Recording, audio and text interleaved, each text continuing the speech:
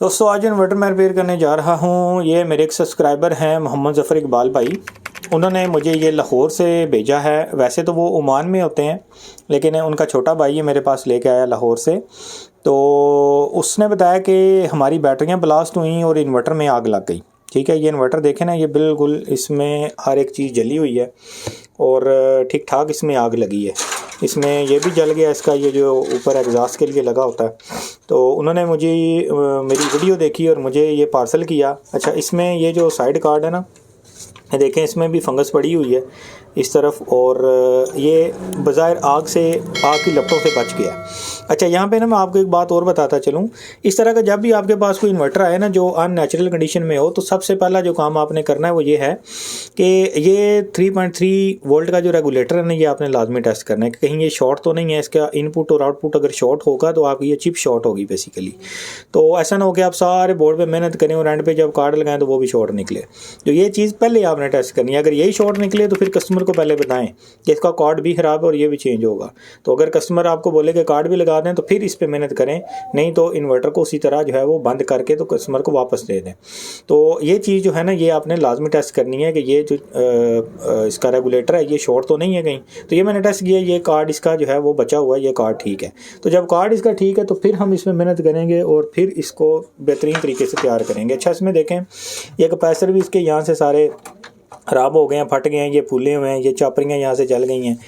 ये चापरी देखें, ये वाली ये जली हुई है, यहाँ से ये भी जली हुई है। तो बाकी इसमें और भी ये फ़ैन इसका एक जल गया है यहाँ से। ठीक है, ये आग की लपटें इसमें ना काफ़ी टाइम इस पर आग जो है वो लगी रही है, जिससे ये डैमेज हुआ है।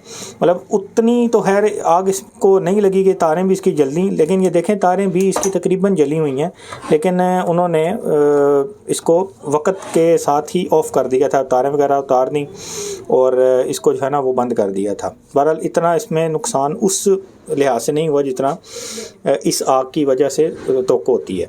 बहरहाल इसको हम इंशाल्लाह ओके करेंगे और इसको चलने के काबिल बनाएंगे, बेहतरीन तरीके से इसको रिपेयर करेंगे। इसका बोर्ड मैं पहले बाहर निकालता हूँ, इसको वॉश करता हूँ अच्छे से और फिर इसमें देखते हैं कि कौन कौन सी चीज़ें ख़राब हैं और इसमें जो है वो कौन सा एरिया ज़्यादा डैमेज हुआ है। तो इसका मैं बोर्ड बाहर निकालता हूँ, बोर्ड बाहर निकाल के मैं इसको पहले क्लीन करता हूँ और फिर आपके साथ मैं फर्दर वीडियो शेयर करता हूँ। तो दोस्तों बोर्ड इसका मैंने बाहर निकाला और इसको मैंने क्लीन किया। क्लीनिंग इसकी करते करते बहुत ज़्यादा मुझे वक्त लगा है और ये इसमें सारी चीज़ें ये मैंने ख़राब निकाल दी। ये IGBT मॉसफेट, ये फ़ैन वगैरह इसका तक देखें, ये भी बिल्कुल जल गया यहाँ से ना, और जल के टूटा हुआ है। और ये कैपेसिटर की हालत देखें ज़रा। तो ये सारा जो इसमें सामान था वो मैंने निकाल दिया जला हुआ, और इसको मैंने थिनर के साथ इसकी सफाई की है अच्छे से। ये चापरियाँ मैंने निकाली यहाँ से बाहर, और इसका हीट सिंक दोनों मॉसफेट AC/DC साइड ये बाहर निकाली मैंने। ये शॉर्ट थी साइड इसकी। ये चलते चलते जब ये जला है ना तो इसमें कुछ शॉर्टेज आई है, यहाँ वल्लाह आलम आउटपुट पे कुछ चीज़ शॉर्ट हुई है। तो क्या हुआ है कोई समझ में नहीं आया। इसकी मैंने सारी सफाई की, यहाँ से ये बिल्कुल ब्लैक हो चुका था और धुएँ की वजह से ना, धुएँ की लपटों से ये बिल्कुल यहाँ से स्याह काला हो चुका था। तो इसको मैंने अच्छे से क्लीन तो कर दिया। अभी भी ये मेरी उस तरह तसल्ली से तो नहीं हुआ, लेकिन मैं थक गया हूँ इसको साफ़ कर करके। यकीन करेंगे थिनर जो है ना वो मेरे इस वक्त दिमाग पे चढ़ा हुआ है सही। तो आप भी जब इसको क्लीन करें ना तो मास्क वगैरह लगा के और किसी ओपन जगह पे इसको थिनर के साथ सफाई करें, क्योंकि ये थिनर बड़ा तेज़ केमिकल होता है। तो इससे ना बाद दफ़ा आपको जो है ना वो ज़ुकाम वगैरह भी लग जाता है, या आपकी जो तबीयत है वो नासाज भी हो सकती है। तो अभी खैर जितनी मुझसे सफाई हो सकी इसमें मैंने कर दी, लेकिन अभी मैं साथ साथ इसमें और देखूँगा जहाँ मुझे थोड़ा कुछ डस्ट वगैरह या कोई थोड़े धुएँ के असरात नज़र आए तो वो भी मैं इंशाल्लाह साफ़ कर दूँगा। अच्छा, एक बात और ध्यान में रखनी है, इसको बोर्ड को धोना नहीं है पानी के अंदर, ख़ास तौर पे इस मौसम में। ये जो मौसम जा रहा है ना सर्दियों का, इसमें बोर्ड को आपने धोना नहीं है। अक्सर दोस्त धोना शुरू कर देते हैं, इसको ड्राई क्लीन करना होता है आपने। ये इसको ड्राई क्लीन करना कहते हैं। पेट्रोल के साथ कर लें या थिनर के साथ कर लें या कोई और लिक्विड CTC वगैरह, लेकिन उस चीज़ के साथ इसको आपने वॉश कर और क्लीन करना है जो कंडक्टर नहीं होती। बात समझ आ रही है। पानी कंडक्टर है। अच्छा, पानी की वजह से क्या होता है, अक्सर आपके ये जो SMD कंपोनेंट है ना, ये इनको जंग पड़ जाता है। ठीक है, ये सारे ये SMD इनको कुछ अर्से बाद जंग आ जाता है और इन्वर्टर आपका मुश्किल 2-3 माह बाद जो है वो मुश्किल 2-3 माह चलता है और उसके बाद दोबारा इसमें इशू आ जाता है। तो ये आपने ध्यान करना है कि इसको धोना नहीं है। हाँ, अगर सर्दी गर्मियों का सीज़न हो, ठीक ठाक गर्मी हो, फिर आप धोगे तो। अच्छा दोस्तों, एक बात मैं आपको बताना भूल गया कि इसको बैटरी के साथ लगाने से पहले ना एक दफ़ा ये ड्रायर से ना इसको बिल्कुल अच्छे से इसके बोर्ड को ना हीट देनी है आपने। ठीक है, और इसको सही बिल्कुल खुश्क करना है ताकि इसमें जो थिनर शिनर में जो भी नमी शमी हो या वैसे भी जो इसमें कोई मसला मसाइल हो नमी की वजह से हाथ तौर पे, तो वो दूर हो जाए। ये बिल्कुल इसको ना अपने सही बेहतरीन तरीके के साथ, और जो भी इन्वर्टर आपके पास खास तौर पे नमी की वजह से मुतासर होके आए ना, उसको आपने इस ड्रायर के साथ अच्छे से हीट करके और फिर उसको सप्लाई के साथ लगाना। ये आपने लाजमी ये काम करना है, क्योंकि बाज़ दफ़ा ऐसा होता है कि नमी जो है ना वो आपकी सप्लाई को ख़ास तौर पे ख़राब करती है, और ये जो IGBT है ना, इनके जो ड्राइव सेक्शन है उसको भी ये ख़राब करती है, यानी IGBT ख़राब होने का खदशा होता है। तो दोस्तों, इसके बोर्ड के ऊपर जो रेजिस्टेंसें हैं थोड़ी जल गई थी, उनको मैंने चेंज कर दिया है, और इसकी जो DC साइड है खास तौर पे ये थोड़ी डैमेज हुई थी। और यहाँ पर जो मैंने रेजिस्टेंसें लगाई हैं वो मैंने लगाई हैं 47K और 47 ओम की। और यहाँ पे मैंने जो नंबर यूज़ करना है ना, वो नंबर मैं यूज़ करूँगा 19505। ये नंबर बहुत ज़बरदस्त इस सिस्टम के साथ मैच किया है, और उसकी जो रेजिस्टेंसें हैं वो भी मैंने काउंट करके तो यहाँ पे वो लगा दी हैं।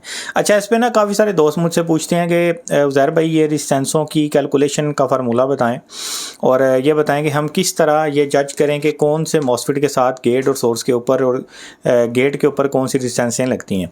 तो ये मैं इंशाल्लाह किसी एक आध वीडियो में ना स्पेशल इसी पे बात करूँगा। वो वीडियो रखेंगे स्पेशल इसके ऊपर, वो मौजू यही होगा, क्योंकि अभी उसमें फिर जो है ना वो मिक्सअप हो जाता है काम तो उसके लिए थोड़ा वक्त चाहिए। तो एक इंशाल्लाह 25-30 मिनट की वीडियो जो है ना वो थ्रेटिकली समझेंगे कि ये किस तरह काम करती हैं और इनकी जो कैलकुलेशन है वो किस तरह होती है।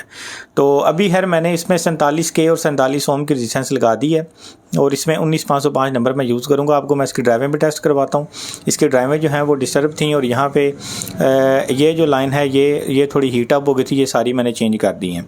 ठीक है, यहाँ पे एक 10 नैनोफैराड का कैपेसिटर लगता है, बाकी ये रेजिस्टेंसें हैं 18K, 20K और 49K की। तो ये मैंने यहाँ पे चेंज कर दी हैं, लगा दी हैं। अच्छा, उसके अलावा और इसमें तो कोई ख़ास चीज़ डैमेज नहीं हुई। अब मैं आपको इसकी चेक करवाता हूँ ड्राइव, और ड्राइव इसकी भी आपने उसी तरह टेस्ट करनी है। इसकी स्विचिंग वगैरह ऑन कर लेनी है यहाँ से, और यहाँ से ऑलरेडी ये पहले मैं बता चुका हूँ। और अच्छा, इस पर काफ़ी सारे दोस्त पूछ रहे होते हैं स्विचिंग का, तो इस पर यार मेरी पहले एक वीडियो मौजूद है, आप वो देख सकते हैं। जो पहली मेरी वीडियो है ना शुरू वाली, उनमें मैंने ये तरीका बता दिया हुआ है स्विचिंग का।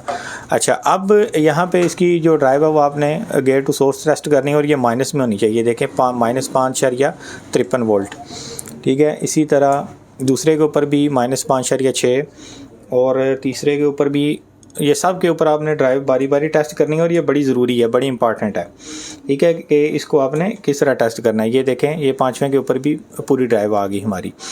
और इसके अलावा यहाँ पे ये जो ड्राइव है ये AC वोल्टेज में आती है, और ये सब मीटरों पे ये शो नहीं होती, ध्यान में रखिएगा। कुछ मीटर ऐसे हैं जहाँ पे जो यहाँ पे AC वोल्टेज को काउंट करते हैं। ये देखें, जिस तरह 5.5 वोल्ट की ड्राइव आ रही है यहाँ पे, इसी तरह यहाँ पे भी 5.5, यहाँ पे भी 5.5, और यहाँ पे भी 5.5 वोल्ट। अब ये इस बात की इंडिकेशन है कि यहाँ पे AC वोल्टेज आ रहे हैं तो 100% फ्रीक्वेंसी भी होगी, लेकिन वो आपने टेस्ट करनी होती है। ठीक है, मैं इसलिए नहीं यहाँ पे टेस्ट कर रहा कि वीडियो लेंथी हो जाएगी। आपने यहाँ पे 38 या 37 किलोहर्ट्ज़ की फ्रीक्वेंसी टेस्ट करनी है। ठीक है, ये ज़रूरी है।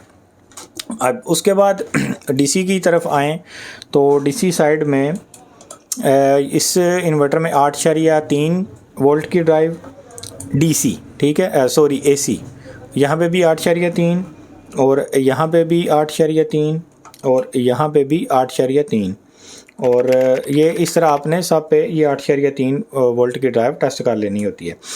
अच्छा, बाद दफ़ा क्या होता है कि काफ़ी सारे दोस्त ना मुझे वो कमेंट करके पूछ रहे होते हैं कि ज़ाहिर भाई हमारी ड्राइव नहीं बन रही। तो यार बाद सेट ऐसे होते हैं जिनमें ड्राइव डीसी बनती है और बाद सेट ऐसे होते हैं जिनमें ड्राइव एसी बनती है। ठीक है, तो आप मीटर का पर एक ही बटन बना होता है, आप उसको डीसी से एसी और एसी से डीसी करके यहाँ पे ड्राइव पहले टेस्ट कर लिया करें। तो अल्हम्दुलिल्लाह हमारी जो ड्राइव ओके है और इसके जो वोल्टेज हैं वो भी ओके हैं। यहाँ पर मैंने इसके दोनों कैपेसिटर भी नए लगा दिए ये वाले, और बाकी इसमें अब मैं चापरियाँ वगैरह इंस्टॉल करता हूँ और इसमें IGBTs और मोसफेट लगाता हूँ। ओरिजिनल नंबर मैं यूज़ करूँगा और वो लगा के हीट सिंक वगैरह, यहाँ पे एक कैपेसिटर जल गया था वो भी नया लगाता हूँ। और फिर मैं आपके साथ इसकी जो है ना फर्दर वीडियो शेयर करता हूँ कि हमारा इन्वर्टर ओके हुआ या नहीं हुआ। तो दोस्तों इसके बोर्ड के ऊपर सारा काम मैं मुकम्मल कर चुका हूँ। इसके कैपेसिटर, चापरियाँ और IGBTs वगैरह लगा चुका हूँ। मैं आपको एक दफ़ा दिखा देता हूँ कि मैंने इसमें नंबर कौन सा यूज़ किया है। इस मॉडल में मुख्तलिफ नंबर यूज़ होते हैं और मैंने जो आउटपुट साइड है वहाँ पे 70N65 ओरिजिनल, और जो चार्जिंग साइड है वहाँ पे 40N60 ये ओरिजिनल नंबर यूज़ किए हैं। ये पुल आउट नहीं है बल्कि ओरिजिनल IGBTs है। और जो हमारी DC साइड है वहाँ पे मैंने नंबर यूज़ किया है CST 19505। ठीक है, और ये भी मेरे पास ओरिजिनल नंबर पड़े हुए थे। तो अब इस इन्वर्टर को लगा के करते हैं टेस्ट एक दफ़ा और चेक करते हैं कि हमारा इन्वर्टर आउटपुट पे जाता है या नहीं जाता। मैंने तो बहुत ज़्यादा करवाई है इसने। अब इसकी हालत जो है वो कदरे बेहतर है। जब ये फ़हीम भाई मेरे पास लेके आए, ज़फ़र भाई के छोटे भाई, तो उस वक़्त इसकी हालत जो है ना वो अबतर थी। तो अब इसकी मैंने बिल्कुल उस तरह तो सफाई नहीं हुई जिस तरह मैं तवक्को कर रहा था। मुझसे भी कोई इसमें सुकम रह गया, लेकिन चलने के लिहाज से ये अल्हम्दुलिल्लाह बेहतर हो चुका है। तो जितना मुझसे हो सका 100% मैंने इसमें काम कर दिया। तो अब इसको लगा के टेस्ट करते हैं और चेक करते हैं कि क्या हमारा इन्वर्टर ओके होता है या नहीं। तो मैं इसमें साइड कार्ड, फ़ैन वगैरह लगाता हूँ और फिर आपके साथ फर्दर वीडियो शेयर करता हूँ। तो दोस्तों इसके साथ साइड कार्ड और कनेक्शन वगैरह मैंने इसके कर दिए हैं। चेकिंग के लिए फ़ैन भी मैंने साथ लगा दिए हैं, बैटरी अटैच कर ली है। अब बारी है इसको ऑन करने की। तो इसको चेक करते हैं कि क्या हमारा इन्वर्टर आउटपुट पे जाता है या नहीं जाता। मैं भी पहली दफ़े इसको टेस्ट कर रहा हूँ, पहले मैं खैर एक टेस्ट कर लेता हूँ, लेकिन ये फ़र्स्ट टाइम ही है। तो अल्हम्दुलिल्लाह ये देखें पहली ही अटैम्प्ट में, यानी इसमें कोई बाद में मैंने छेड़छाड़ नहीं की, यानी पहली ही अटैम्प्ट में हमारा इन्वर्टर अल्हम्दुलिल्लाह ओके हो गया। बाद अब ऐसा होता है कि सारी चीज़ें लगा के भी ना कोई इन्वर्टर फॉल्ट पे चला जाता है, या कोई 09 फलां या कोई 53 इस तरह के एरर। लेकिन अल्हम्दुलिल्लाह ये पहली ही अटैम्प्ट में हमारा इन्वर्टर जो है वो ओके हो गया और बिल्कुल प्रॉपर तरीके से आउटपुट पे चला गया। तो दोस्तों उम्मीद करता हूँ आपको नया ज़रूर कुछ सीखने को मिला होगा। कमेंट में अपनी राय का इज़हार ज़रूर करें, चैनल को सब्सक्राइब कर दें, लाइक कर दें और दोस्तों के साथ शेयर कर दें।